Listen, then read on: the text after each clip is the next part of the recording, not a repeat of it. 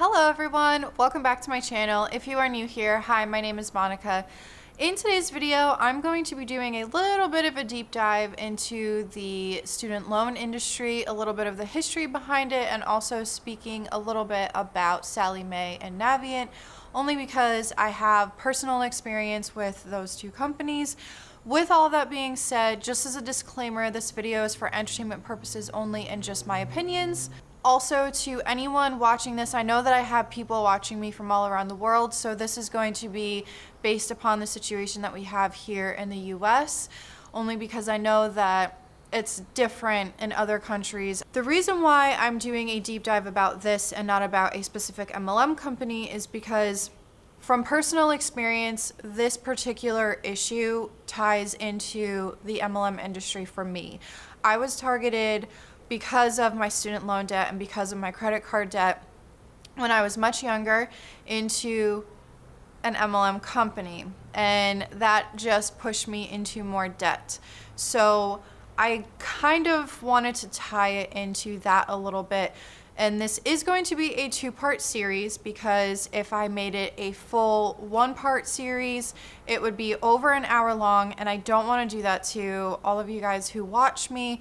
So it is going to be split up into a two-part series. Hi guys, Editing Monica here, obviously. So I'm in the process of going through this entire video, and it is kind of all over the place. So in case you are wondering, part one is going to be structured in the way of it's going to have statistics, the history of how student loans even came about, and a little bit about my opinion so far, because y'all know I have an opinion about everything. And then it's going to go a little bit into the history of Sallie Mae and how Navient came about.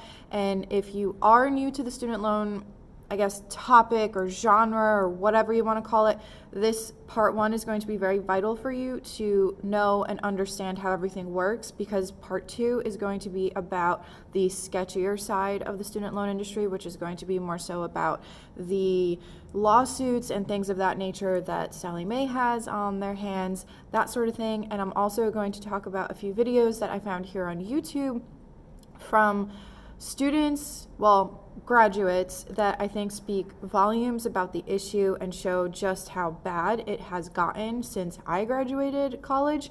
And I'm also going to talk about a little bit of my opinion on the topic, if there's anything that can be done. But I did do a little bit of math and showing just how much you can possibly make if you get the job in your degree, and how much you can make that first year, how much you're possibly going to have in student loans, how much you're possibly going to have as a minimum payment. So it's just to kind of put things into perspective so that if there are any students that watch me, they can see what they are actually in for. Because I think the problem is that a lot of students, they don't think about it because they're too busy with the experience of college and, you know, making friends and that sort of thing, studying, being busy with all that, and they don't think about the magnitude of the actual issue and what's going to happen when they graduate. So then they're bombarded with all these student loans and they don't understand what's going on. Is this worth it?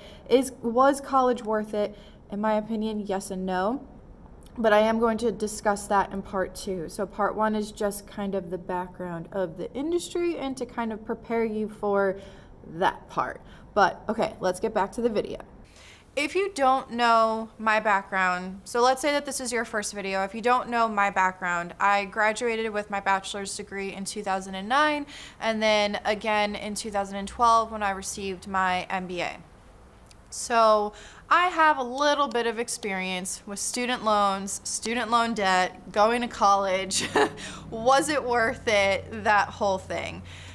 Now, I have made a video about this before on my channel several months ago, and certain, not necessarily opinions, because some of my opinions from that video are still very strongly the same, but after doing this research and after watching other people on YouTube, you can do a quick search on YouTube about student loans or about Sallie Mae in general, and there are so many people on YouTube that have talked about their experience, life after college, how much they're in debt.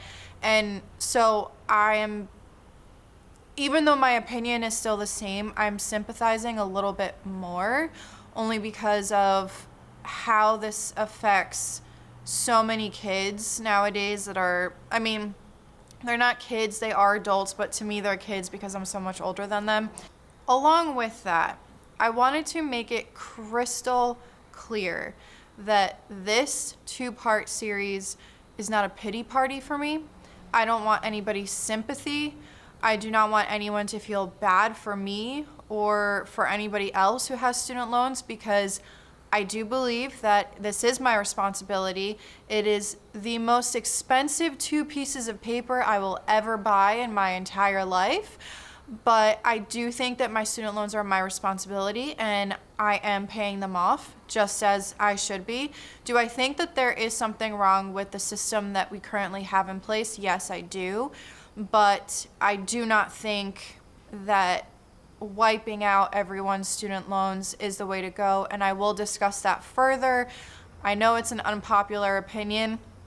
I know some people aren't going to agree with me, but as a college student and as someone who graduated with, at the time in 2012, $80,000 worth of student loan debt, it has increased, and over my lifetime I will pay approximately between $150 to $175K in student loans, and that is including interest, because the interest accumulates. I do think that the system, there is something very, very flawed with the structure of how our student loan system currently is. Do I think that there is a way to fix it? Maybe. I will talk more in depth about that in part 2.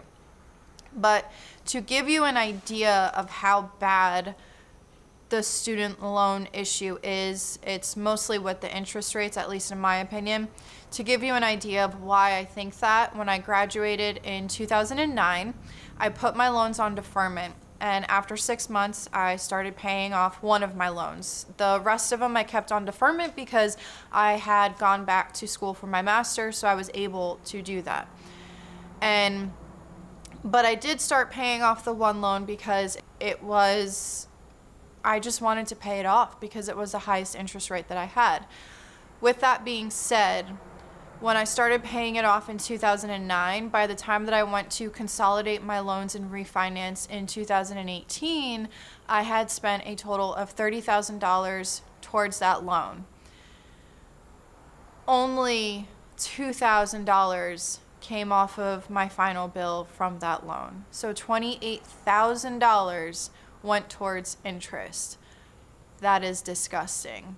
And I know that I am responsible for that. That is my responsibility to pay that off. And I'm not sitting here saying that anybody else should be paying for me. But I do think that there is a major problem. And I do think that we need to talk to students who are looking to go into college. And we need to explain to them that this is not only a life-changing experience that you'll get, and you'll be able to further your education, but you are going to graduate with a lot of debt, and you need to be prepared for that.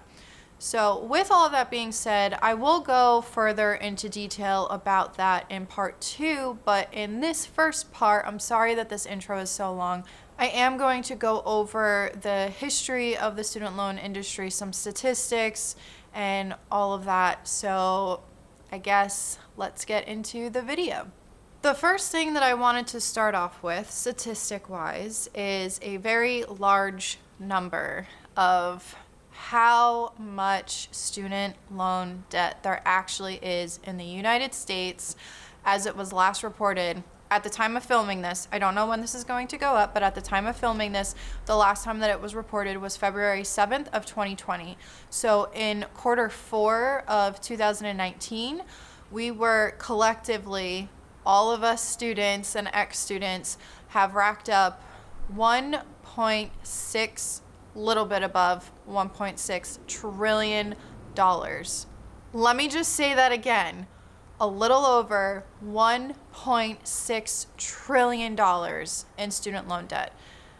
That is an alarming number. And when I read that number, that's when I decided I needed to do more digging, and I really wanted to see how we even got to that number, because that is an alarming number.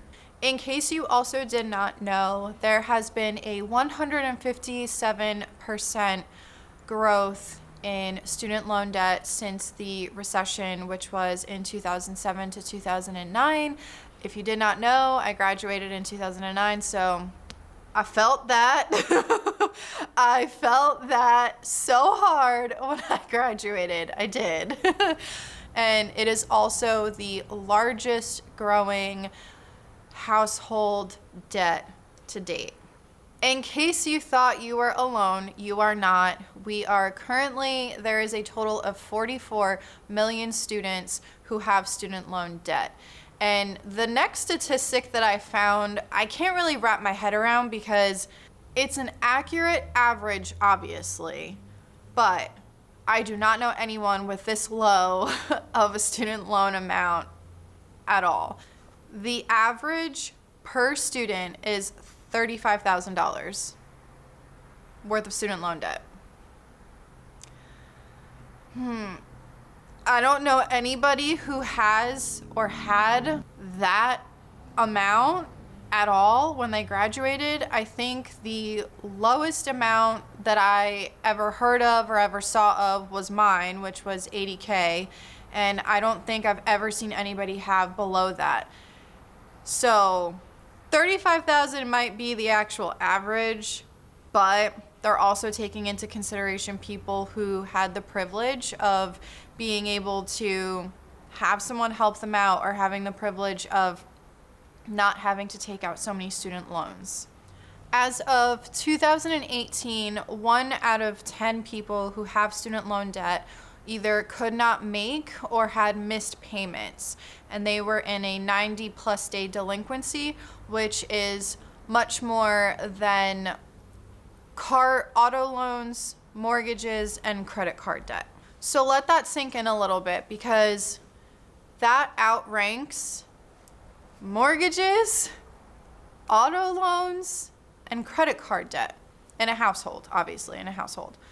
So that to me is crazy, because I mean, there's so many people out there who further their education. And like I said in the beginning, this is not a pity party, because I am very privileged to have been able to go to school. I am, and I understand that. And me sitting here complaining about having that privilege to begin with, to have the privilege, as messed up as this sounds, but to have the privilege of getting financial aid regardless of how much money I'm in debt, because there are people who wanted to further their education and they could not, because they couldn't even have any type of financial aid. So me complaining here is, I know that it's messed up, but I think that there is a giant flaw in the current structure that we have, because I do believe that everyone should be able to further their education. And I do believe that everyone should have that opportunity and that privilege to be able to do that. But unfortunately, the way that the system is set up now, it's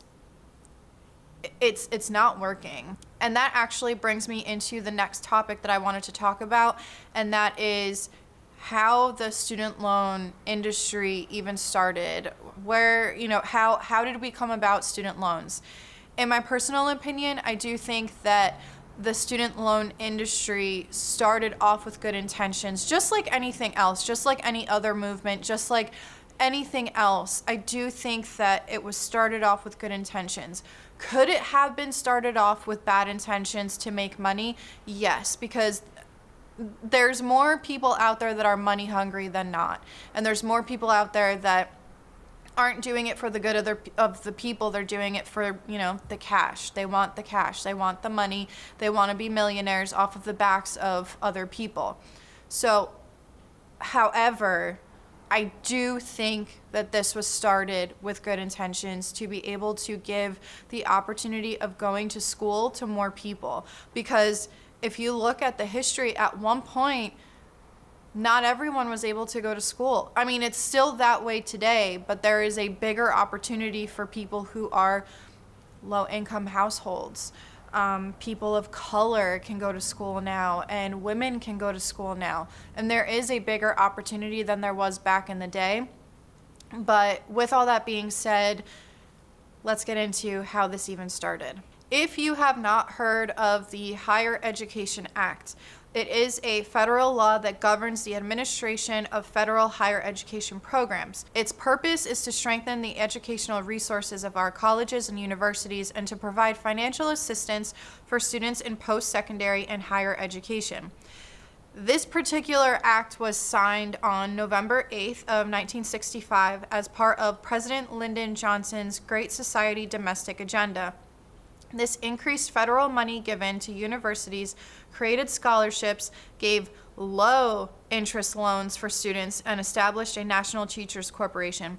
The reason why I emphasized the low interest rate is because now interest rates are astronomical. I'm hearing of students having interest rates as high as 15 to 20%. That is disgustingly high. That's a very, very high interest rate, and I do not think that President Lyndon Johnson, I don't think that that was his intention with the Higher Education Act. I don't think it was.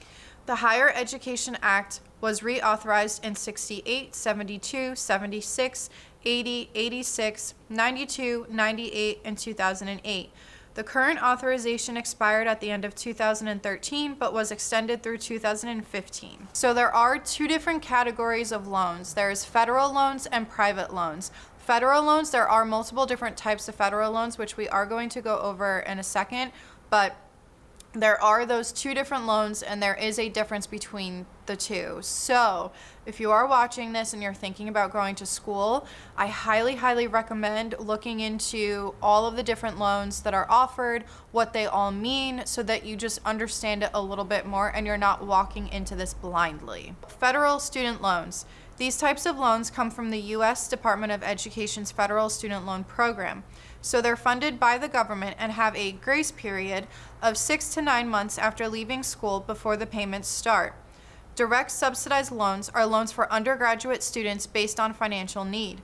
While the student's still in college, the government pays interest on the loan. But once the student starts making payments, they become responsible for paying the interest. Direct unsubsidized loans are loans for undergraduate, graduate, and professional students not based on financial need. The amount a student can borrow is determined by their school. The government doesn't pay the interest on these loans for any period of time. Instead, interest accumulates while the student is in school, and then that interest is added to the loan amount once they start making payments. Stafford loans are the most common type of subsidized and unsubsidized loans. The financial need requirements for these can vary. Perkins loans are subsidized loans with a lower fixed interest rate and are intended for students with the most financial need. Plus loans are loans for graduate students, Grad Plus loans, or the parents of undergraduate students, Parent Plus loans, to cover education costs that have not been covered by the other financial aid. These are not need-based and require a credit check to be eligible.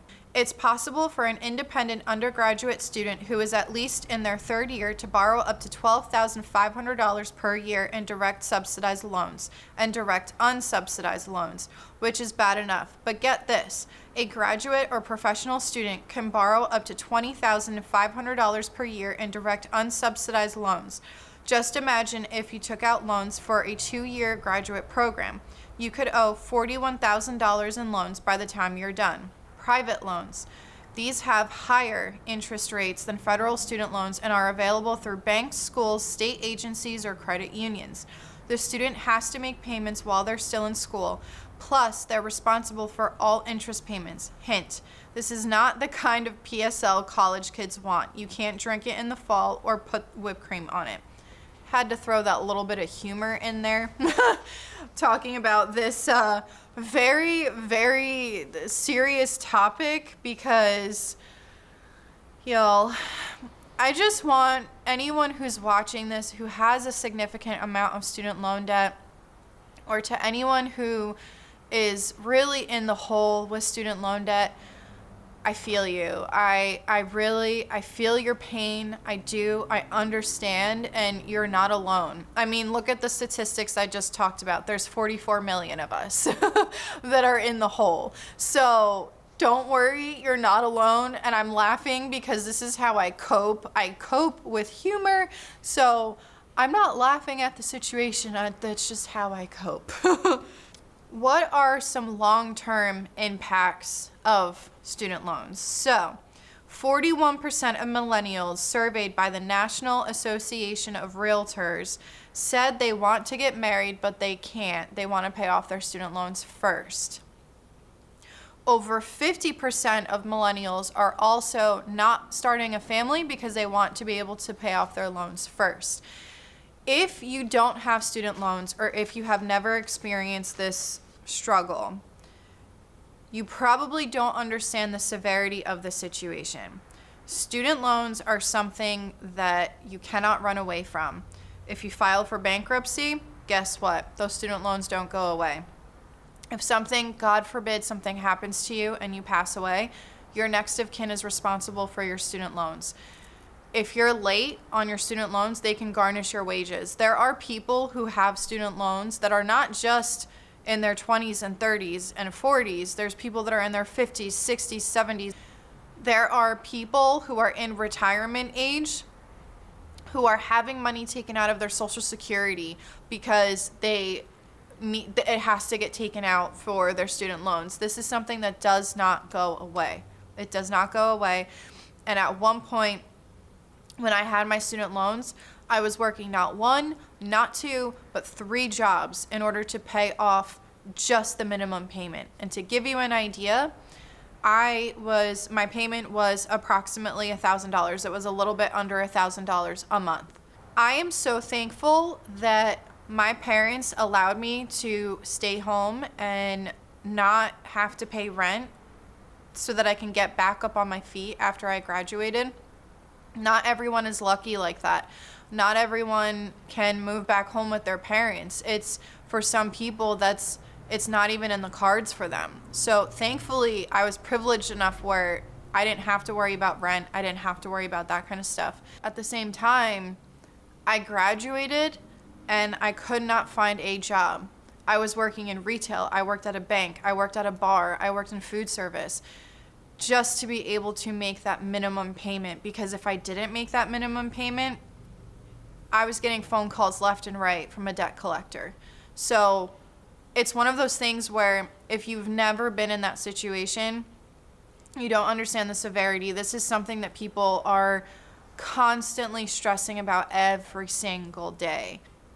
That's why I need to drill it into people's heads that this is an issue. This is a serious issue. And that's why a lot of times when people ask millennials, why don't you want a family? Why don't you have a family yet? Because they can't afford it. And to anyone who's going to come for me in the comments and say, you can never afford a child, you're never financially ready. Okay, let me just ask you this question. Let's say that you buy a house, you have a mortgage, there's 2 of you, you have to pay that mortgage. You have to pay for your student loans. Let's say that you have a car loan, you have to pay that off. At the end of the month, some people, literally after all of their bills and groceries, they only have maybe $100. Is that enough for a child? Is $100 enough for a child? No, you would have to have multiple jobs. So to anyone who's going to come for me in the comments and try to say something about how millennials aren't having children and it's an excuse to say that you can't afford it, put yourself in these people's shoes. They literally cannot afford it. The one article that I was reading through about student loans, one of the questions that was in the article was, are student loan companies the only people to blame? And the answer is kind of up in the air, because I do think that a lot of colleges and a lot of universities are also to blame because they keep raising the tuition every single year. A good example is when I started school, my tuition was, I believe it was between $22,000 and $24,000 a year. When I was researching all of this, tuition has gone up to $33,000 a year, which is not a big difference from what I was paying, because this was a very long time ago. Very, very long time ago. But can you imagine being a kid who wants to go to school and you're going to get charged $33,000 for 4 years? Because let's say that you're getting your bachelor's for 4 years. And then all of the interest that accumulates on top of that. That's a lot of money.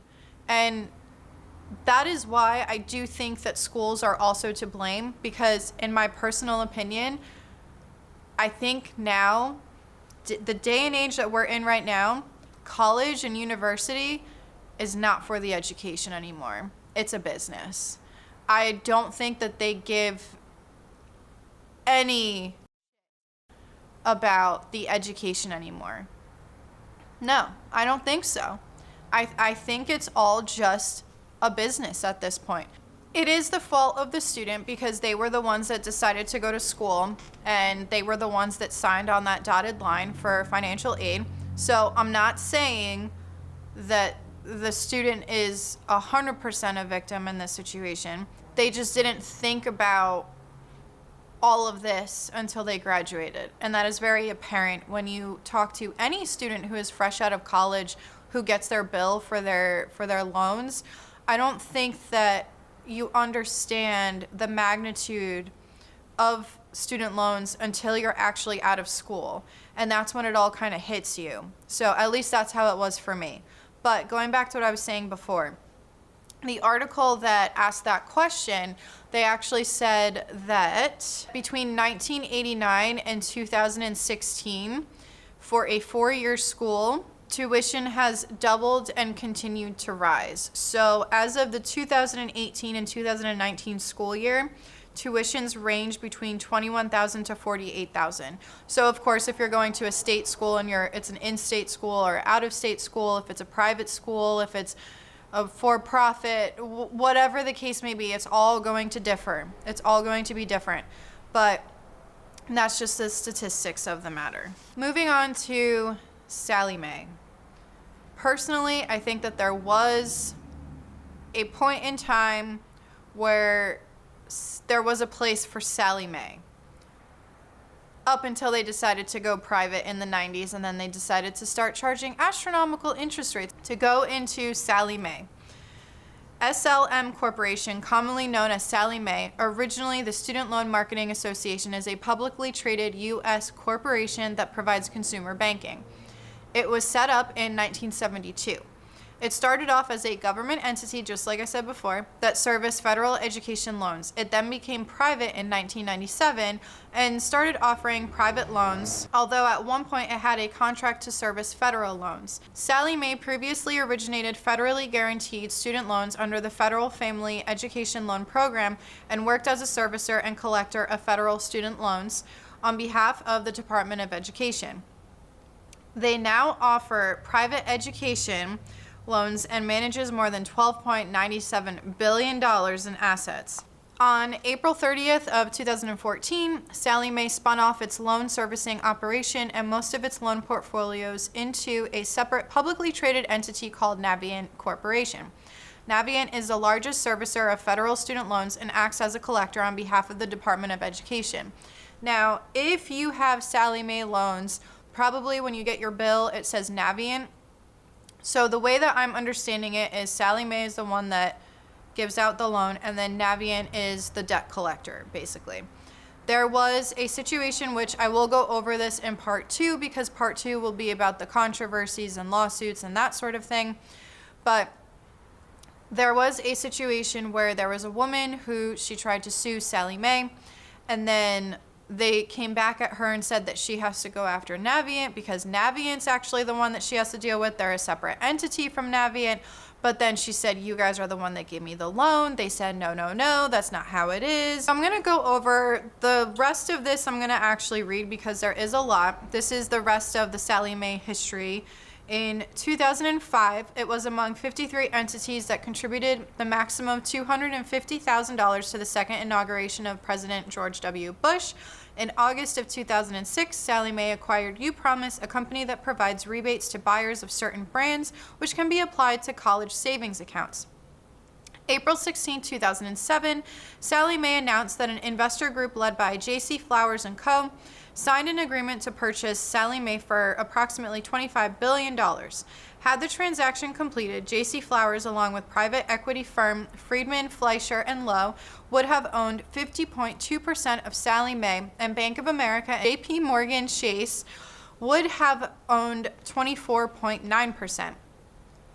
Sallie Mae would have ceased to be a publicly traded company. The deal fell through in September of 2007, with buyers blaming changes to the business's outlook as a result of the College Cost Reduction and Access Act of 2007 and the tightening of global credit markets following the 2007 subprime mortgage financial crisis.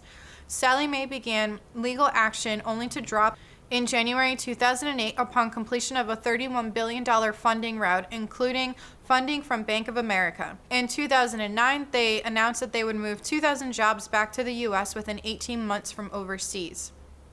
Then in 2010, they announced layoffs of 2,500 employees because of a new legislation calling for federal government to lend directly to students, bypassing institutions like Sallie Mae. In September of 2010, Sallie Mae acquired federally insured loans from Citigroup-owned Student Loan Corporation worth $28 billion. And then again, just like I said before, in 2014, they announced their student loan side, Navient. With all that being said, I'm going to go over more of my opinion in part 2. But I do think that there is a very flawed system with the student loan industry. I really truly do believe that. And again, just like I've said numerous times, this series is not a pity party for me or for anyone else who went to school and who racked up all of this student loan debt, because it is nobody's fault but our own. This is our debt that we are responsible for. When I hear people saying that they want to wipe out all student loans, my issue with this is actually not just one issue. I have many issues with this idea that people have. Because in an ideal world, yeah, that'd be great if we could wipe out all the student loans, but you got to think about a few things. First of all, what about the people who already paid off their student loans? Do they get their money back? What about all the money that I've already paid off for my student loans over the past 11 years? What about all that money? Am I going to get that back? Or are we just, blank slate from here on out? Or what about the people who were not privileged enough to even be able to get financial aid, to get any sort of help from the government or these private companies? What about those people who really wanted to go to college but they couldn't go? And now, what if they're in their 40s, 50s, 60s and they don't want to go back to school because their life is completely different now? What about those people? What are we going to do for those people? There's so many factors involved that a lot of people don't think about. They just think of, oh, well, I'm not going to have $100,000 worth of student loans anymore. But you have to think about everybody else involved. You really do. And then if we make school free, in my personal opinion, it's going to make it seem like maybe it's not going to make it worthless, but it's going to make it seem like it's just like if you go to high school. It's just like, if you get a high school diploma. And already at this point in time in 2020, this is my opinion, but I feel as though having a bachelor's degree is just as common as having a high school diploma. And having a master's degree is what a bachelor's degree was for me back in 2009. I feel like it's more common than not to have a degree. And at this point, it doesn't really count for anything anymore. And the fact that for all of the jobs that I've applied for, one of the requirements was that you had at least a bachelor's degree. But the work that I was doing had nothing to do with my degree. The work that a lot of the entry-level positions at any office job, really, unless if it's, an engineer or something like that, but anything else, you don't need a degree. You don't. It's work that you can teach someone how to do, as long as someone is willing to learn, and as long as someone is mature enough for specific positions, they don't need a degree. And where did this come from that at one of my jobs, in order to be a receptionist, you needed a bachelor's degree? Not trying to bash anyone who's a receptionist. I'm really not. But you're answering phones, you're typing in data. Do you have to be mature for the job because you have to deal with customers and answering the phone and being able to multitask and all of that? Yes. but you don't need a college degree for that. The work that I was doing in the offices that I worked for, I did not need that degree for that. I could have done that with a high school diploma. And I think that that's a major problem, is that there's so many kids going to school that there's not enough jobs for them for the degree that they actually got. And another issue too is that we're running into, you're already seeing a spike in pricing for people who are in trades because there is a demand for it, and there's not that much of a supply because a lot of people are not going to trade schools. So eventually we're going to be paying the people who a lot of people look down on, because a lot of people look down on trades. So all of those people that are looking down on people in trades, they're going to be making more money than you are at one point because there's not enough people going to trade schools. So when you have an electrical issue, when you need a mechanic, when you need a plumber, when you need, what else? I can't even think off the top of my head, but when you need these people and you don't know how to do it yourself because you might electrocute yourself, or you might really, really hurt yourself, or blow a car up even more than you already did, you know, that's when we have to think about that, because there's nothing wrong with going to a trade school. And I feel as though there's too much emphasis on drilling it into kids' heads that they have to go to college. They have to go to college. You're only going to get a good job if you go to college. You can only own your own business if you go to college. Guess what? That ain't the truth. There are people out there who own businesses that either dropped out of college or did not even bother to go to college. I know people who went to trade schools, for example, cosmetology school, and they now have their own salon. They have their own business. You do not need a college degree to make it in this world. But before I continue to ramble, and before I continue to waste any more of all of your time, because I do want to make this into a part 2, and I do want to save some of this for part 2. But that's just what I have for part 1. And if you have watched up to here, thank you so much. And thank you so much for hearing me out and, you know, just sticking with me to the end. But with all of that being said, if you have watched up to here, thank you so much for watching. Make sure to hit like, subscribe, support me on Patreon, check out my merch, wait for part 2, and I'll see you guys next time. This is Monica reporting to you live from the highway. Bye.